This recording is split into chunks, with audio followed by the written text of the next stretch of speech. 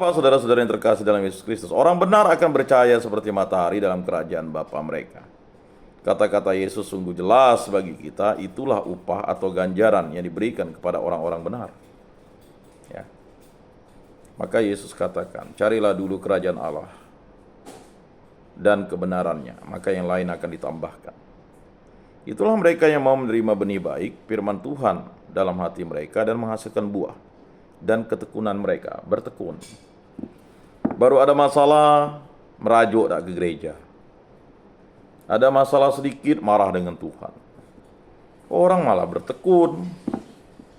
Pencobaan itu datang karena diri kita mau dicobai iblis, mau dicobai dunia ini karena mengikuti hawa nafsu kita.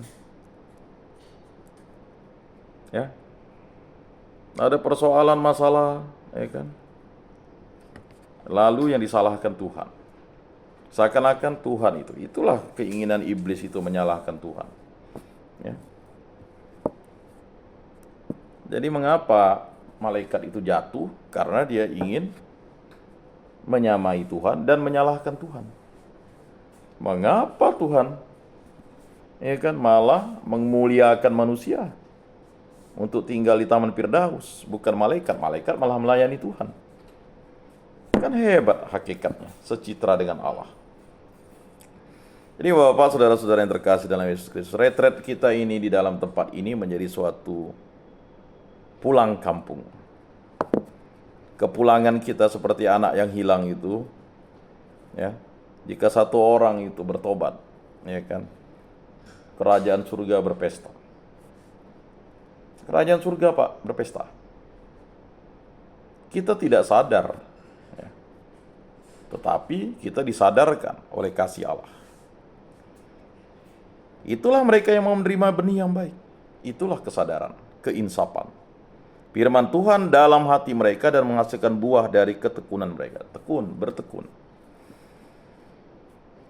Ya, 93 orang, ya, tinggal hanya belasan orang bertekun, ya kan? Tidak masalah. Ya kan? Jalan kebinasaan terbuka lebar. Ya. Terkadang inilah yang harus dibangun. Bagaimana membangun komunitas ini atau membangun yang namanya koinonia ini, persekutuan ini menjadi persekutuan yang bertekun, setia. Karena ketekunan itulah yang dinilai, dilihat. Terkadang kita ingin, ya, supaya orang mendengar itu kita harus teriak-teriak. Ya. Bapak-bapak, saudara-saudara yang terkasih, ya, ada namanya metode Lectio Divina, ya. Nanti beberapa waktu akan saya sampaikan apa itu Lectio Divina. Jadi, jika bapak-bapak ingin bertekun itu, merenungkan firman dan sabda Tuhan itu, ya, itu luar biasa. 1 jam bapak-bapak itu merenungkan satu ayat itu, ya. Disitulah diskusi, dialog dengan Allah itu akan menjadi intim. Itu Lectio Divina namanya. Jadi firman Allah itu direnungkan. Dalam keheningan itu kita tahu bahwa kita bersama dengan Allah. Jadi meditasi, kontemplasi itu bukan menetapkan diri, mengeraskan diri. Ya kan? Saya harus mendengarkan suara musik yang keras. Saya harus mendapatkan ini, mendapatkan itu. Tidak. Dalam kesendirian itu kita sadar bahwa kita tidak sendiri. Kita juga diundang untuk menjadi pendengar dan pelaksana firman Tuhan. Jadi pendengar dan pelaksana firman Tuhan. Terkadang kita untuk mendengarkan dengan baik itu sulit. Ya. Kita menganggap mendengarkan itu adalah sesuatu yang paling membosankan. Bahkan Yesus katakan siapa bertelinga hendaklah ia mendengarkan. Jadi menjadi pendengar itu, ya, itu membutuhkan rahmat Tuhan. Dan menjadi pelaksana firman Tuhan. Semua yang melakukan kehendaknya akan menerima ganjaran yang sama.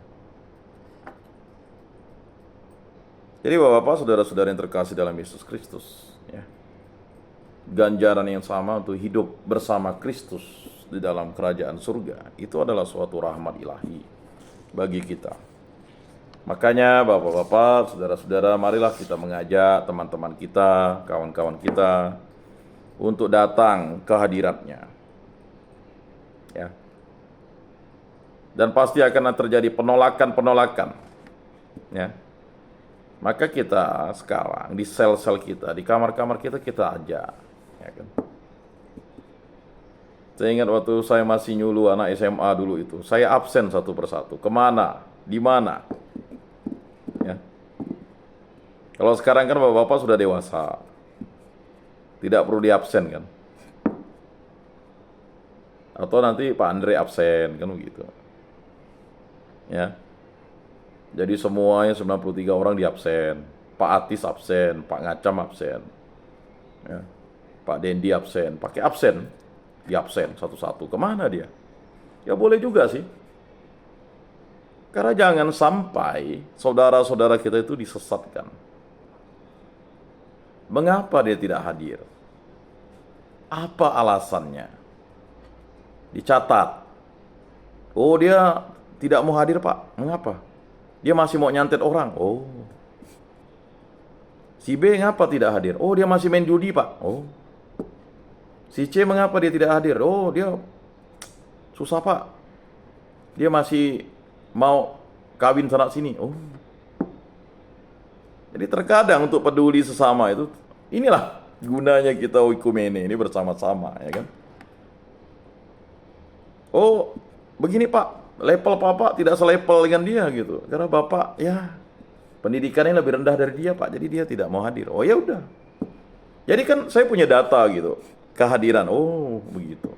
Jadi mungkin Pak Profesor nanti saya panggil untuk menghadirkan kan begitu. Misalnya, kan begitu. Oh, dia Pak, dulu dia itu pengkhotbah yang ulung, Pak. Bapak nih kalau kasih bimbingan penyuluhan nih buat orang ngantuk. Ya memang. Ya kan? Membuat orang ngantuk itu adalah sesuatu yang membahagiakan. Ya. Maka dulu waktu kecil kita didongengkan oleh orang tua kita kan. Nah itu. Ya bisa jadilah. Mungkin perlu program yang revolusioner kan. Pak Ngacam itu nanti dicatat. Ini Pak, 5 orang ini suka main judi Pak. Judi online. Oh. 5 orang lagi kemana? 5 orang Pak, dia rupanya di kamar aja Pak. Ngapa dia? Ah, enggak tahu tuh. Pokoknya asik main gaple di situ. Jadi jelas pemetaannya. Jadi selama beberapa tahun ini kita tahu gitu Pak. Masa sidang terus 20 orang sidang Pak. Wah, oh iyalah. Minggu depan sidang lagi Pak. Sidangnya enggak habis-habis sampai 2 tahun sidangnya. Atau ada juga, oh dia hanya 3 bulan Pak, jadi dia tidak mau ikut. Oh gitu. Jadi jelas gitu. Jadi mungkin itu yang kita harus lakukan di bulan Agustus nanti. Ini kan bulan Juli ya. Karena beberapa tahun ini saya lihat merosot. Seakan-akan kebutuhan rohani di tempat ini bukan menjadi sesuatu yang penting. Perlu adanya ini ya. Karena ini kan program namanya. Yang namanya program itu kan harus diikuti. Bagaimana kita mau merehabilitasi diri kita? Ya, bagaimana kita mau insaf kalau kita tidak bisa hadir di hadirat Tuhan? Hadir di hadirat Tuhan ya belum tentu insaf kan? Bayangkan. Ya, udah melihat Yesus yang tersalib ya, masih mereka tak percaya. Lalu dia minta ngadap Pontius Pilatus. Pak Gubernur katanya. Ada apa lagi kau ni? Udahlah kau ni nyalibkan orang tak berdosa. Aku ni tak salah, kata Pontius Pilatus. Tak ada. Dijaga tu. Nanti bukan apa. Nanti dia mau bangkit. Oh nanti banyak orang percaya. Masih lagi. Jadi orang tu tidak akan puas-puas dendamnya itu. Yesus sudah dimakamkan. Ya masih lagi para imam dan orang Farisi dan ahli Taurat itu ngadap. Supaya apa? Jaga kuburnya. Nanti gini, mayat ini dicuri. Nanti dia dibilang bangkit oleh para murid. Ya itulah tadi. Kejahatan itu tidak akan ada terpuaskan. Balas dendam itu tidak akan terpuaskan. Kita merasa puas kalau kita sudah bisa membuat orang sakit. Susah melihat orang senang, senang melihat orang susah. Nah, itulah nyaman dia. Coba dia dengar kataku. Wah, hebat kita. Seperti nabi kah kita? Ya kan? Terkadang kita menghakimi saudara-saudara kita. Nah, maka kita buatlah program ini sekarang. Maka yang saya minta kemarin ini kan, programnya bukan diskusi Alkitab, diskusi sukacita, kabar gembira. Supaya apa? Supaya banyak yang hadir. Mungkin terlalu berat dan sebagainya. Dan ini boleh kita nanti cek satu persatu. Nah, di bulan Agustus ini kita akan buat nih. Apa penyebabnya? Materi Bapak buat ngantuk. Oh, puji Tuhan, saya membuat orang ngantuk. Kalau tidur di gereja kan enak. Ada kipas angin, ya kan? Dapat dongeng dari saya dan sebagainya. Nah, ini salah satu autokritik lah ya. Jadi terima kasih untuk kehadiran Bapak-Bapak. Pada kesempatan ini tidak ada pertanyaan. Mungkin ditampung dulu untuk minggu depan. Untuk Pak Timotius Ngacam, Pak Dendi. Pak Dedi udah ada ya, Pak Dedi ya. Kayaknya Pak Dedi udah ada tuh.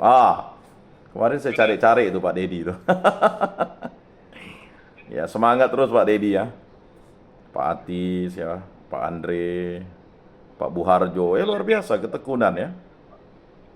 Ya, bapak-bapak yang lainnya ya kan. Supaya terus bertekun. Mari kita tutup dalam doa. Dalam nama Bapa dan Putra dan Roh Kudus. Amin. Allah Tritunggal Yang Maha Kudus, kami bersyukur di hadirat-Mu, karya agung-Mu yang menyatukan kami di tempat ini. Berkatilah kami, bimbinglah kami agar kami selalu bertekun dalam firman dan sabda-Mu, dalam melakukan hal yang baik di muka bumi ini, karena Engkaulah yang menjadikan diri kami menjadi putra-putri-Mu. Berkatilah para istri kami, para orang tua kami, para saudara-saudari kami, para anak-anak kami, para cucu kami, para orang-orang yang kami kasihi, dan bahkan mungkin orang-orang yang membenci kami.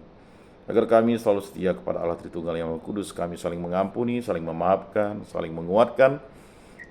Berkatilah juga kawan-kawan kami yang belum hadir. Semoga mereka pada kesempatan lain kali mereka dapat hadir. Dan sembuhkan dan pulihkanlah kami dari sakit penyakit yang disebabkan oleh bibit penyakit, kuasa-kuasa kegelapan, kuasa-kuasa jahat. Dan juga untuk orang-orang yang kami kasih yang menderita sakit. Dan berkatilah kami selalu agar kami terus bertekun dalam iman akan Yesus Kristus Tuhan dan Juru Selamat kami. Semua ini kami serahkan perantara Tuhan kami Yesus Kristus yang hidup dan beraja kini dan sepanjang segala masa. Amin. Dalam nama Bapa dan Putra dan Roh Kudus. Amin. Salam. Salam kasih, damai dan sejahtera. Tuhan memberkati, menyertai dan melindungi. Salve.